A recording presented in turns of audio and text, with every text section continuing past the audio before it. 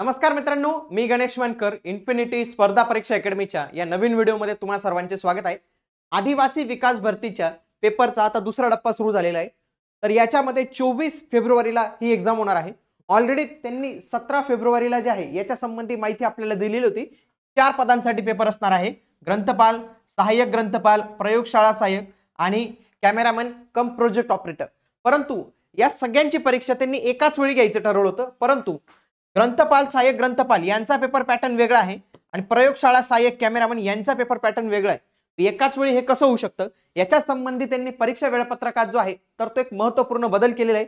बघा, 20 फेब्रुवारी 2025 ची ही जी आहे तर ते जाहीर सूचना आहे।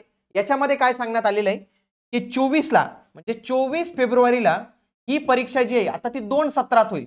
लक्षात घ्या, सत्र कोणते दोन? प्रयोगशाळा सहाय्यक आणि कॅमेरा कम प्रोजेक्ट ऑपरेटर।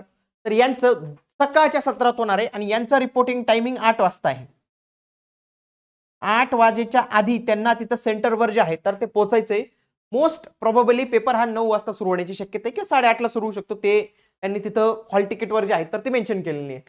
दुपारच्या सत्रात ग्रंथपाल आणि सहाय्यक ग्रंथपाल यांना बोलवलेले 17-2 आणि यांचा रिपोर्टिंग टायमिंग जो आहे तो त्यांच्या हॉल तिकीटवर असेल। तुमच्यापैकी ज्यांचा ग्रंथपालचा पेपर असेल त्यांनी आम्हाला कळवा की तुमचा रिपोर्टिंग टायमिंग त्यांनी काय दिलेलं आहे, म्हणजे किती वाजेपर्यंत तुम्हाला तिथे सेंटरवर पोहोचायचं आहे तर ते तुम्ही कमेंट बॉक्समध्ये नक्की कळवा, ज्याच्या माध्यमातून इतरही मुलांना त्याविषयीची माहिती होईल।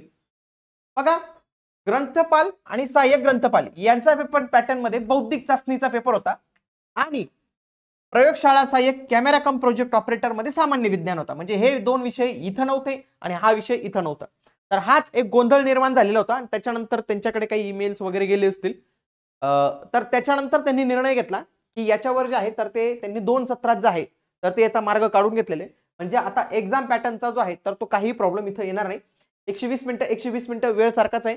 मोस्ट प्रोबेबली हा पेपर 9 ते 11 असण्याची शक्यता आहे आणि हा 1 ते 3 वगैरे असू शकतो, पण आता माहित नाही, कारण की हे आपण ऑलरेडी आधीचे जे महिला बाल विकासचे पेपर झाले त्याच्यावरून आपण अंदाज बांधतोय, पण या टायमिंग मध्ये बदल येऊ शकतो। पण तुमचा सकाळच्या शिफ्टचा पेपरचा रिपोर्टिंग टाइम त्यांनी 8 वाजता दिलेला आहे, ते तुम्हाला 8 वाजता तिथं जे आहे तर ते पोहोचायचंय असं त्यांनी तिथे सांगितलेलं आहे। यांचा रिपोर्टिंग टायमिंग जो आहे तर तो मे बी 11 वाजेचा असेल किंवा 12 वाजेचा असेल, तर तो काय असेल तर त्या उमेदवाराने नक्की आम्हाला कमेंट बॉक्समध्ये कळवलं पाहिजे।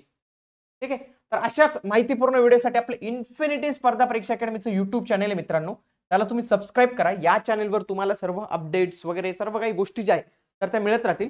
भेटूया पुढील व्हिडिओमध्ये, तोपर्यंत जय हिंद, जय महाराष्ट्र।